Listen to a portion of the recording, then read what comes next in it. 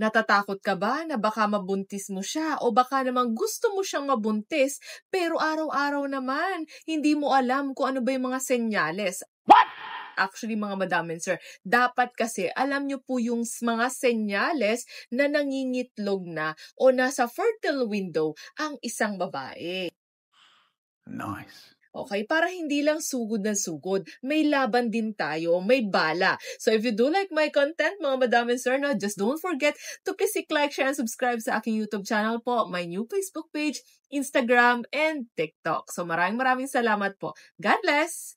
Hello everyone! So once again, it's me, your nurse, Sarami FC, and for today's vlog, ang topic po natin ay ovulation o yung pag-release o paglabas ng itlog nito sa ovaryo. So, kalakip ng paglabas ng itlog ay merong mga physical and emotional signs. Yes, makikita mo talaga ito sa isang babae. So, meron ka dapat handang bala.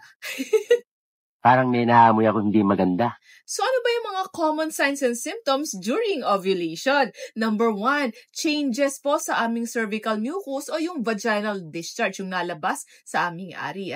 So, kapag kami ay nasa ovulation period, ito po ay nagbabago. Anong nangyayari? Mas nagiging abundant, marami siya, clear, stretchy, and slippery. So, ito po ay maihahambing mo o maikukumpara mo sa hilaw na itlog. Once na binasag mo yan, yung kaputian yan ay parang sipo na nahaba. Ngayon, Kaya nga, ikaw alam kung magaling ang tsamba mo, malakas eh. Ganun na ganun din po ang aming vaginal discharge during fertile period. Pero kapag hindi naman po kami fertile, anong nangyayari sa aming vaginal discharge?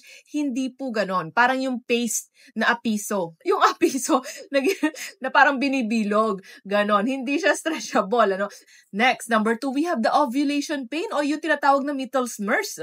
Ito mga madam and sir, yung pain na to ay hindi lahat ng mga kababaihan ay nakakaranas. Kasi minsan may mga kababaihan na parang nag-ovulate sila pero hindi sila nakakaramdam ng pain. So may mga kababaihan naman na thankful. Bakit? Na makaranas nito. Bakit kayo thankful? Kasi ito isang sinyales na nagre-release kayo ng itlog. What? So, ibig sabihin, kung gusto nyo mabuntis o kung ayaw nyo mabuntis, meron kayong guide. Ang pain nito ay isang parte lamang, okay? So, kung nakakaranas kayo sa middle ng inyong cycle, sa right side, therefore, sa right side nagre-release ng itlog ang inyong ovaryo. Next, increase po ang libido niyan. Kasi po kaming mga kababaihan, during fertile window, nagkakaroon po kami ng hormonal changes sa aming ovulation. So, na-highlighted dito yung libido ng isang babae. So, kapag yan ay hinaplos mo, lalaban yan. Pero huwag kayong mag-alala, sir. Hindi po tayo dapat magpahuli. So, kung si ma'am po ay nangangalabit at kayo po ay hindi ready, huwag pong mag-alala dahil andyan na ang ating honeymoon herbal tea. 15 minutes lamang po, hindi ka rito bibiguin. So, pwede nyo po ito ihalo either hot or cold tea. Dagdagan lamang ng honey or lemon, depende po sa kung anong inyong panlasa. 90 pesos lamang po ang isang sachet, pero meron po silang budget pack na 180 pesos, 3 pieces na. Mabibili lamang po ito sa Watson, sa Mercury, sa Southstar, TGP, and sa mga online shopping like Lazada and Shopee. Next, we have the breast tenderness o pananakit ng aming dibdib dahil sa hormonal fluctuations. We also have the ovulation bleeding. Ito yung pinakamaganda pero hindi po lahat nakaka-experience nito. Yes, anong ibig ko sabihin? Kahit ako, hindi buwan-buwan nakaka-experience ng ovulation bleeding. Pero minsan may nakaka-experience ako nito, may ilang buwan, okay? Pero hindi buwan-buwan. And swerte ka kung naka-experience ka ng ovulation bleeding. Bakit? Kasi mga madam and sir, it's a sign. Alam mo na nag-ovulate ka, na nag-release ka ng itlog.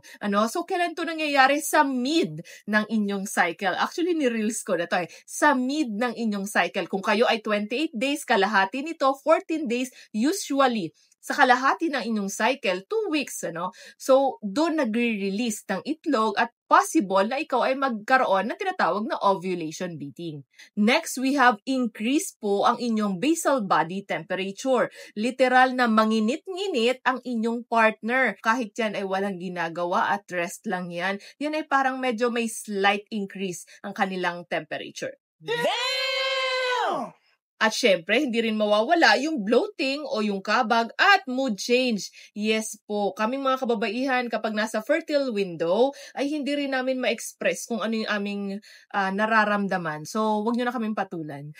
Take note lamang po natin na hindi lahat ng mga kababaihan ay nakakaranas ng mga sinabi kong sintomas. Pero hindi ibig sabihin na hindi sila normal.